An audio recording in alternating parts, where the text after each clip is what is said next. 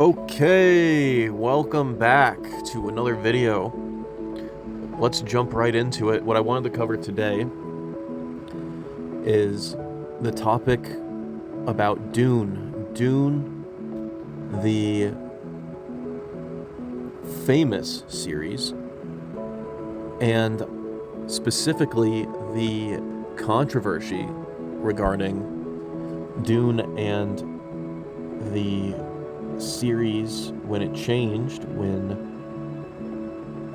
the original author died and the story was finished or continued by the son and another author. So we can jump right into that. To start, Dune wrote 6 novels, there were 6 Dune novels, rather, written by Frank Herbert, who died in 1986, and he left the saga unresolved with his death. So, in the late 90s, Brian Herbert, Frank's son, and Kevin J. Anderson began publishing prequels, and then later released a 2-book finale in 2006, Hunters of Dune, and then the last, Sandworms of Dune, in 2007, as their version of Frank's planned Dune 7. So Brian and Anderson say they discovered a cache of Frank's outlines and notes, including a Dune 7 outline, and they discovered this inside of a two safe deposit boxes, along with other papers in the attic and storage. So they used those to map the ending. That claim appears across multiple first-party interviews and outlets. Although fans question how extensive those notes were, or how closely the sequels even followed them. But the existence and use of notes is the through line of the author's own account. Brian has described a rocky father-son relationship when he was young, followed up by a reconciliation and stewardship. He wrote the authorized biography, Dreamer of Dune, and today co-manages the estate while co-authoring new books. So there's a controversy with Brian finishing the book.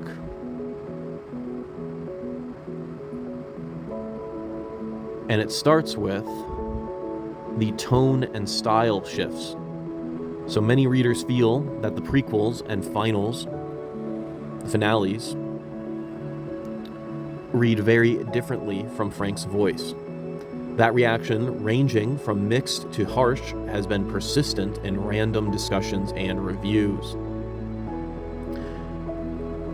The canon and the way it's defined was changed. Frank endorsed the Dune Encyclopedia as a playful, in-universe companion during his lifetime, but after his death, the estate declared it non-canon. It's kind of like the whole Star Wars expanded universe and Legends situation with the new Disney canon. It's like kind of the first. It's interesting how history rhymes in that sort of way. So it's kind of it's interesting to see that this is not a new phenomenon with like the Star Wars situation. It's very similar to this Dune situation, or it's somewhat similar. The reason that the estate declared it non-canon, in part, is because Brian and Anderson's books contradicted it. So that decision became a flashpoint in debates over who sets canon.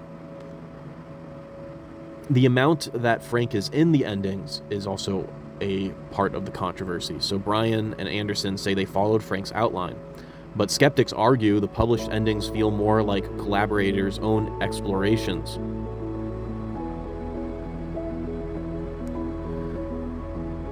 Maybe even exploitations. So what actually came out after Frank? This outlines the things that were published by Brian and Anderson. The preludes which were over 1999 to 2001. So House Atreides, House Harkonnen, House Corino. Legends of Dune, the Boltarian Jihad area, which was 2002 through 2004, and then Dune 7, Hunters and Sandworms, which concluded Frank's arc, which came out in 2006 and 2007. And then I guess there were later interquels and series that have been coming out since. Things like Heroes of Dune, Great Schools of Dune, the Caladan trilogy. So Brian Herbert became both heir and active co-author, asserting continuity via his father's notes and his legal role over the estate. The core conflict is artistic, not legal. It's about voice, fidelity, and who gets to decide what counts in Dune. Readers who enjoyed the new books often acknowledge they feel different from Frank's work. Defenders point to Frank's notes and the estate's canon authority. So looking at the key lore and political clashes that fans hate, we look at the robots and the Boltarian Jihad contradictions. One of the most contentious twists is the revelation that the mysterious threat chasing the honored martyrs, and one of the most contentious twists is the revelation that the mysterious threat chasing the honored matres in Chapter House Dune are tied to thinking machines. The AI remnants of Omnius and Eremos. Many fans view this as a lazy sci-fi trope, contradicting Frank Herbert's foundational taboo against artificial intelligence. Overstuffed plot and fan service tone.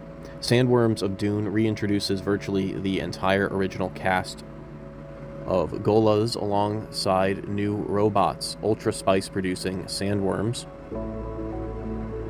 The Oracle of Time.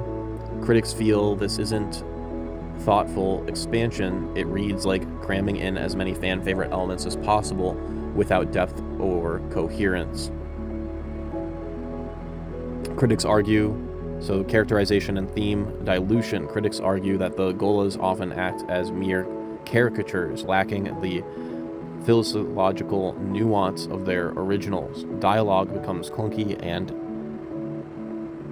expository, and chapters feel repetitive, one reviewer said. And then canon and continuity breaks. People voice a strong view that the new novels stretch or outright misinterpret canon. One of the things that annoys people is that Brian Herbert and Kevin Anderson lied about the books being based off Frank Herbert's notes for a seventh book. Discussions also point to numerous disparities between the original novels and the prequel and sequel works, especially around psychic powers, the Bene Gesserit behavior, and events chronological happening. So that's just what I wanted to cover quickly regarding Dune, and how Dune had a canon shift similar to Star Wars. Thank you.